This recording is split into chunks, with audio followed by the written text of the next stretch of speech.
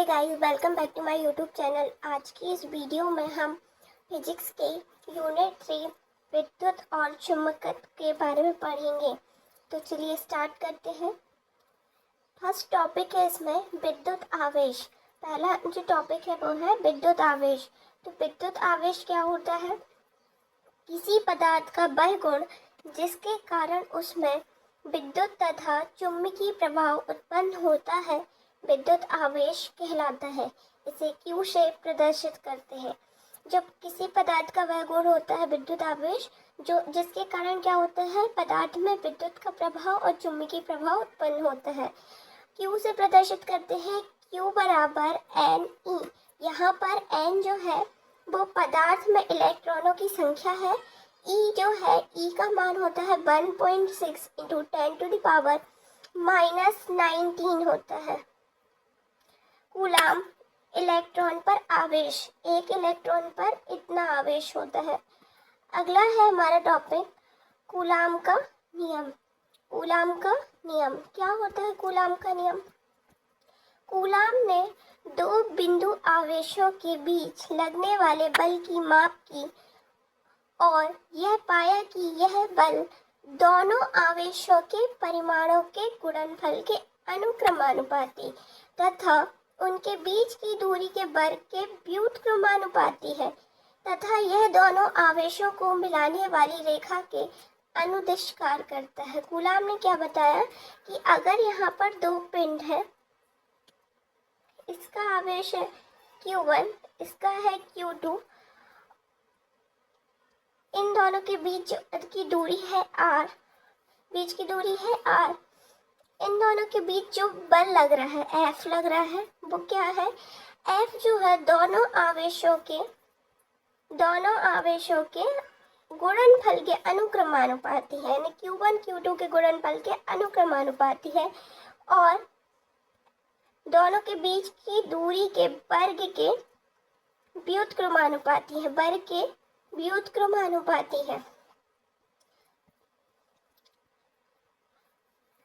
दोनों समीकरणों को मिलाएंगे तो F बराबर जो आएगा, F अनुक्रमानुपाती Q1 Q2 upon R²। अगर हम प्रोपोर्शनल का साइन, अनुक्रमानुपाती का साइन हटाएं तो F बराबर K mod of Q1 Q2 upon R² आ जाएगा। Q1 Q2 जो है वो क्या है? एक कूलाम आवेशन पर तथा R बराबर 1 मीटर है। देन F बराबर क्या हो जाएगा? 9 इंटू 10⁹ न्यूटन। एक कूलाम आवेश, यहाँ से हम एक परिभाषा निकलती है एक कूलाम आवेश की। एक कूलाम आवेश वह आवेश जो निर्वात में 1 मीटर दूरी पर रखे किसी पिंड के किसी अन्य सजाती आवेश को 9×10⁹ न्यूटन बल से प्रतिकर्षित करे। सजाती आवेश है तो प्रतिकर्षित करे, है ना।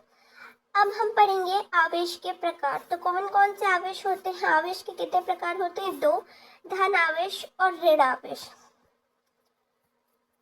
सजाती आवेश एक दूसरे को प्रतिकर्षित करते हैं तथा विजातीय आवेश एक दूसरे को आकर्षित करते हैं। जो समान आवेश होंगे वो एक दूसरे को प्रतिकर्षित करेंगे और विपरीत आवेश क्या करेंगे? एक दूसरे को आकर्षित करेंगे। वह गुण जो दो प्रकार के आवेशों में भेद करता है आवेश की ध्रुवता कहलाता है।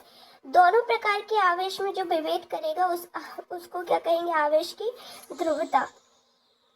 अब है विद्युत क्षेत्र रेखाएं। विद्युत क्षेत्र रेखाएं जो है विद्युत क्षेत्र को दर्शाने के लिए उपयोग की जाने वाली काल्पनिक रेखाएं हैं। अगर पूछा जाए विद्युत क्षेत्र रेखाएं कैसी हैं, तो काल्पनिक रेखाएं हैं जो धन आवेश से निकलती है और ऋण आवेश पर समाप्त होती है और किसी बिंदु पर रेखा की स्पर्श रेखा उस बिंदु पर विद्युत क्षेत्र की दिशा बताती है। क्षेत्र रेखाएं धन आवेश से प्रारंभ होकर ऋण आवेश पर समाप्त होती हैं, ये इसके गुण है। यदि आवेश एकल है तो ये अनंत से प्रारंभ होकर अनंत पर ही समाप्त होंगी। दूसरा है किसी आवेश मुक्त क्षेत्र में क्षेत्र रेखाओं को ऐसे सतत वक्र माना जा सकता है जो कहीं नहीं टूटते।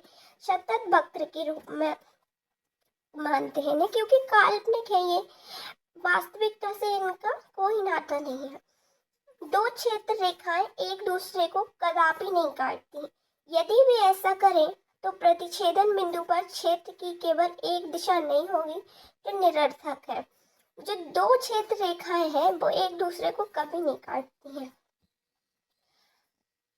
नेक्स्ट पॉइंट है, स्थिर वैद्युत क्षेत्र रेखाएं बंद लूप नहीं बनाती। यह विद्युत क्षेत्र की संरक्षणात्मक प्रकृति से अनुशासित है। ये कभी भी क्या नहीं करती, लूप नहीं बनाती।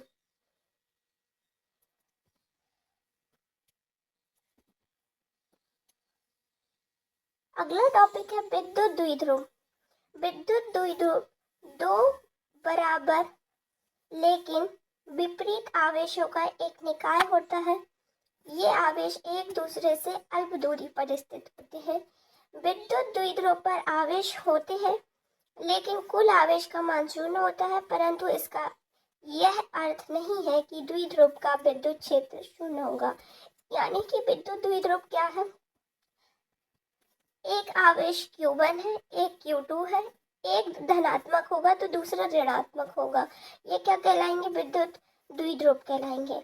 एक दूसरे से अल्प दूरी पर स्थित होंगे, इनके बीच की दूरी कम होगी। विद्युत जो द्विध्रुव है वो आवेश होते हैं लेकिन कुल आवेश का मान शून्य होगा, क्योंकि एक धनात्मक है एक ऋणात्मक है तो कुल आवेश का मान शून्य होगा, परंतु इनका विद्युत क्षेत्र जो है शून्य नहीं होगा। अगला पॉइंट है विद्युत फ्लक्स।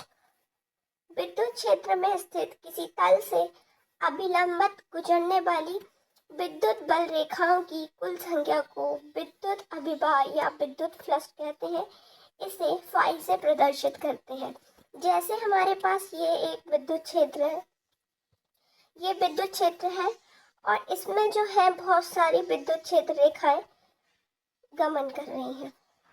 इसके लंबवत जो होगा, लंबवत गुजरने वाली क्या, विद्युत बल रेखाओं की कुल संख्या। जैसे ये बहुत सारी गुजर रही हैं, लंबवत गुजर रही हैं, तो कुल संख्या को क्या कहेंगे, इसका विद्युत फ्लक्स।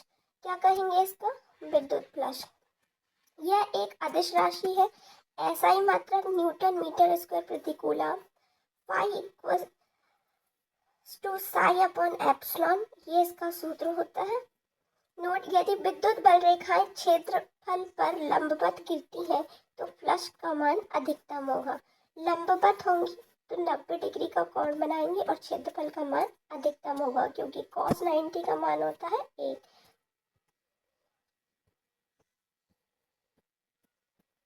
अगला टॉपिक है विद्युत विभव। इसको हम अगली वीडियो में पढ़ेंगे।